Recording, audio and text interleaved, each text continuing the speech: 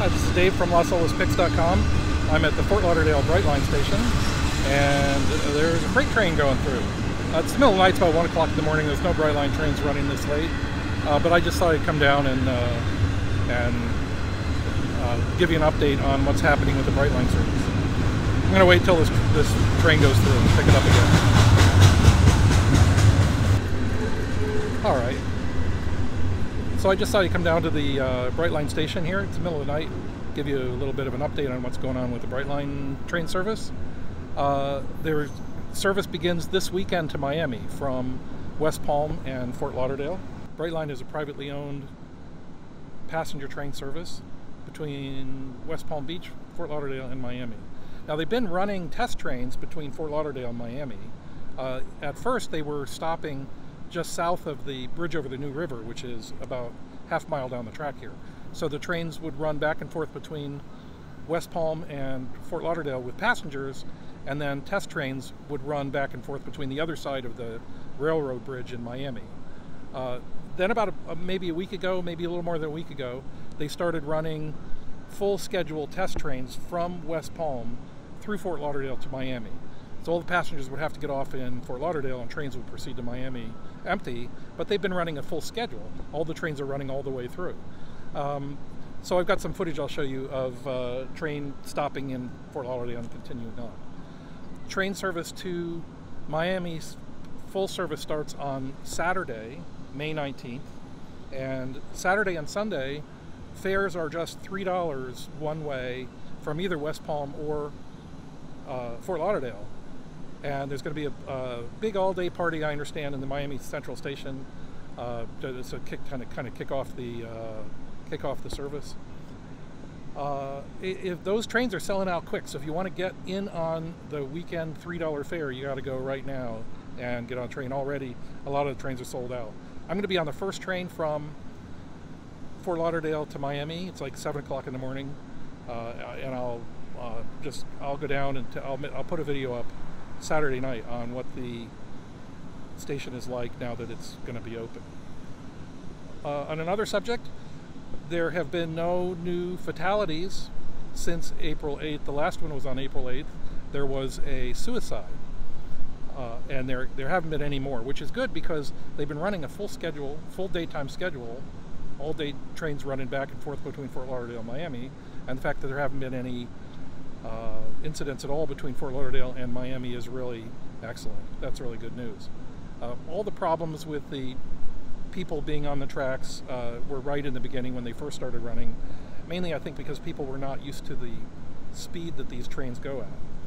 Also, I have noticed that the trains are going a little bit slower when they go through town. When the train pulls out of the station, at first it was getting up to speed within a half mile, but basically as quickly as it could going north. Now I've seen the trains at Sunrise Boulevard and a couple of other intersections going a little bit slower. Maybe they're going, instead of going 70 miles an hour, they're going more like 50 through town. So I think that, and they've adjusted the schedule a little bit, added a few minutes to the schedule between Fort Lauderdale and West Palm. I think that's why, in order to be able to slow down at specific points where there's grade crossings. So the security guard driving back and forth here looking at me because it's the middle of the night and this station is closed. But I'm on this sidewalk, there shouldn't be any problem. The other thing that's happening is that they are implementing quiet zones. They're supposedly already implemented, one in West Palm and one in another location. I'm not sure quite where that is. I'll do another video on quiet zones because I've had quite a few comments about the noise that the trains make, and not just on YouTube, but also it's just a general issue that these trains make so much noise of blowing the horn. And there's a lot of construction happening right on top of the tracks. There's apartment buildings and condos being built, and there's apartment buildings that have been built just in the last year or 2 years, literally right next to the tracks. So it's going to be kind of important that they get these train horns shut down. So I'm going to go take a look and see what they've done to the track, whether they've put in more fencing or what. Because a lot of these this track has no fencing or anything, and I don't know how they can make a quiet zone without fencing off the tracks. Anyway, I'm going to show some footage now of the trains going through the station and the train stopping and turning around in south of the tracks. But anyway, if you want to keep track of what's going on with Brightline, Be sure and subscribe, turn on notifications. I'll put up a video this weekend, either Saturday night or Sunday, with my experience riding the train from Fort Lauderdale to Miami, first train from Fort Lauderdale to Miami, and what the station is like. I'll run around the station, take some footage. I'll take some pictures from the same location that I took them when the station was under construction. So stay tuned. See ya.